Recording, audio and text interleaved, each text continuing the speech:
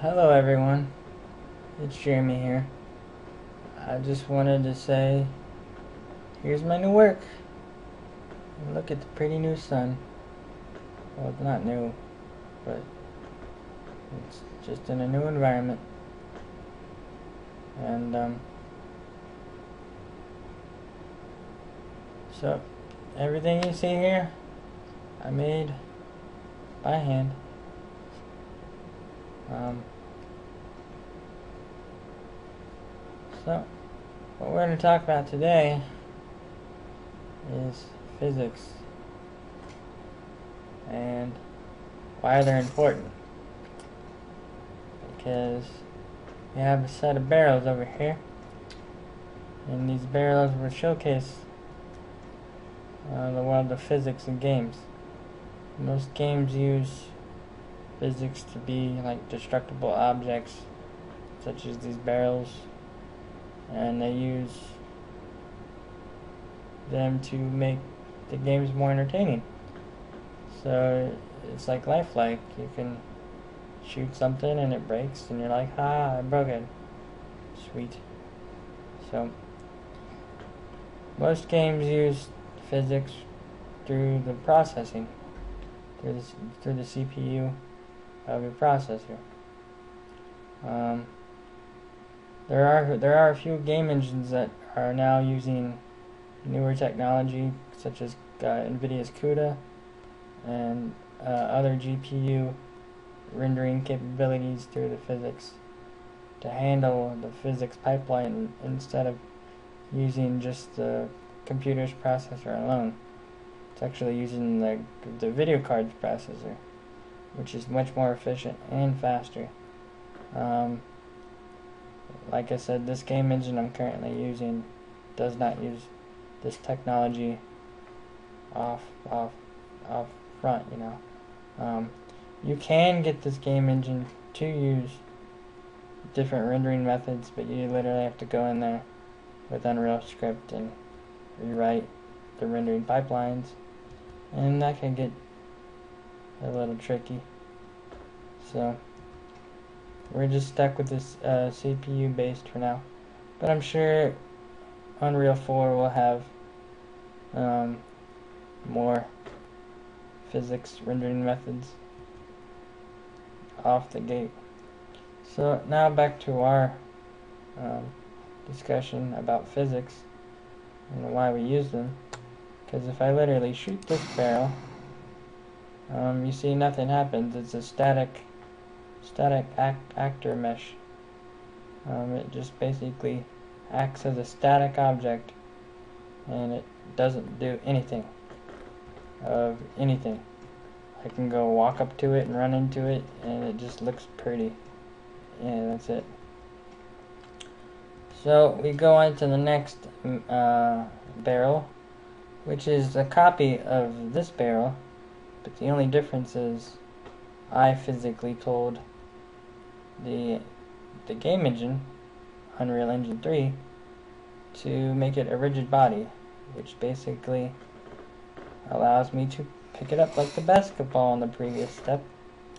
I can pick it up, I can move it, I can throw it, but I don't want to throw it right now because I might do what I did in the previous video and hit this object.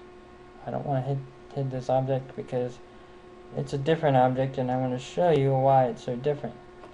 This is a rigid body using an animation skeleton or bones. There's a set of bones, about 21 bones in this barrel, that allows me to move the barrel and interact with it in an animated way. I can try to pick it up, as you can see, up, and it blows apart. So I can pick it up, and it literally blows it apart, which is cool. You guys got to see that? Or I could have shot it, and it blows up. Cool. You can literally see how I can interact with the rigid body, but it's not going to blow up. It's just going to move and fall over, which is cool. This is like one of the cheapest ways of doing physics. Just rigid bodies. But as you can see, I can't move the pieces now, because after a while Unreal says, okay, the simulation is over, let's stop all physics. Where with this last barrel, this is not such the case. This isn't the case with this barrel. Literally, it has a timer, and when the timer's over, it just deletes all the mesh parts that it creates. This is a fully dynamic physics actor that I made in an entirely different program other than Unreal and Maya. It's called the Apex Destruction Lab by NVIDIA.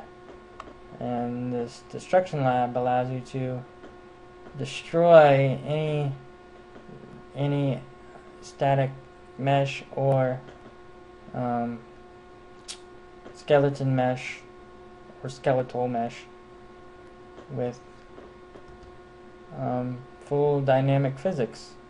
So basically, dynamic means anything I decide to do to this, it'll react. It'll be like a real world counterpart.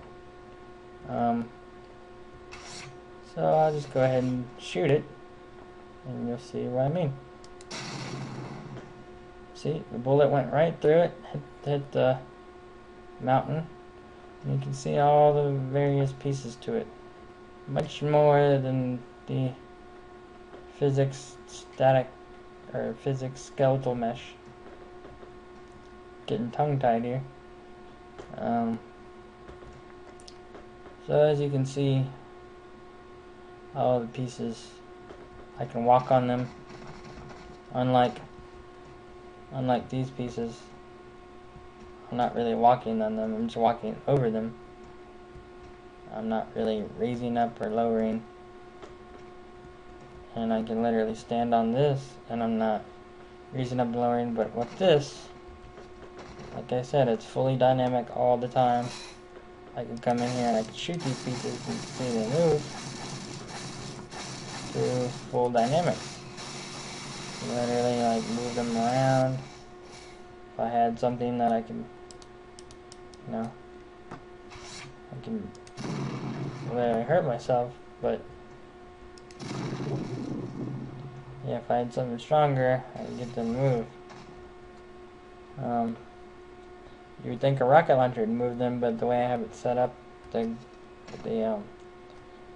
friction on the actual mesh, it's really extreme. I just wanted a pile of wood just to demonstrate this. So you can literally change the parameters on this on the fly, and it reacts.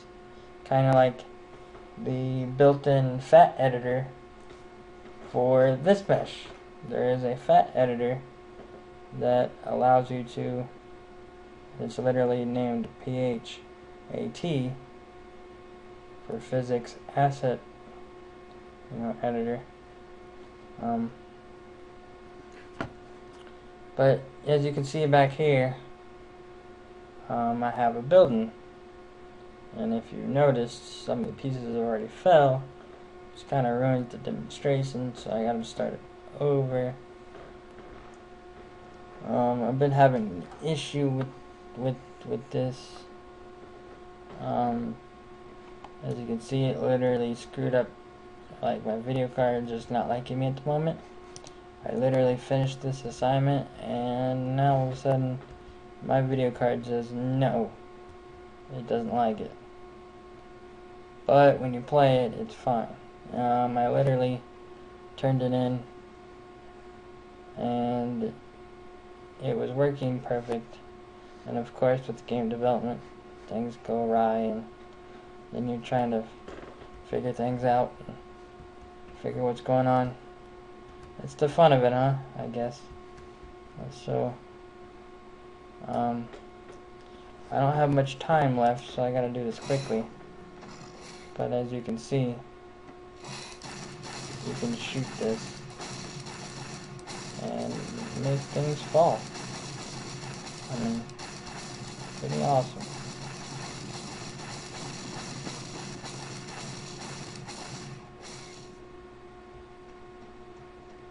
So these are all physics assets. They're all being destroyed, just like the barrel, the last barrel in the group. You can literally connect them together by using the form extents method of the asset. When you go into its settings, which is its settings are right here, you go down to the form extent structure. It basically states, if initially static, the destructible will become part of its extended support of its structure. So basically, it's telling you that if you tick this checkbox, that any object that's connected or sitting, resting on another object will physically be connected in like a hierarchy physics chain. And a hierarchy is basically just a chain of objects, like 1 to 10. So basically every object that's resting on top is an actually connected object. So if I had that tick boxed, literally all these objects resting on top of each other would be connected. The problem is that when you do this tick box, at least I've come across it, you literally shoot an object and every object connecting to that object destroys, which that wasn't what I wanted. And on my barrel, I figured out the actual settings for falling damage for the barrel, but each mesh is different, so I didn't figure out the falling damage for the walls yet. That's why they don't break apart when they fall, or I could get them to break apart as they fall, but it just takes some really tedious number crunching, and I just wanted to show you guys the basic start for the physics of my future projects. My project Blood and Sand is going to have a lot of physics assets in it. Not nearly like everything breakable, because that's just not realistic for most computers to use. So this is basically it.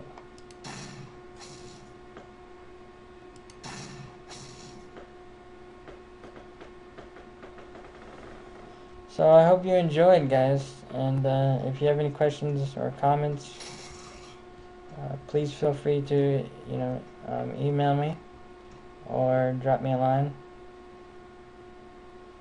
on Facebook, or just get a hold of me. I will help anybody that needs help, or I will just help them out if they need it. So everybody take care. See ya.